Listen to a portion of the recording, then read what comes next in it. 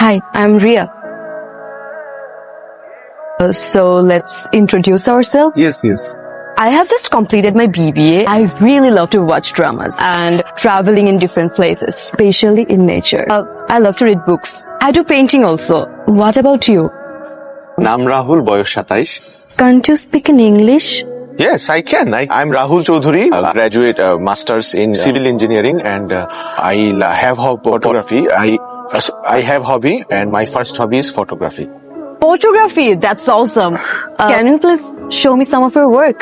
Sure, why not? Okay. My photography. Wildlife photographer. Yes, thank you. Now tell me, why should I marry you? আরো ইংরেজিতে বলতে হবে, তার চাইতে বরং এক কথায় শেষ করে দেই। Because I love you.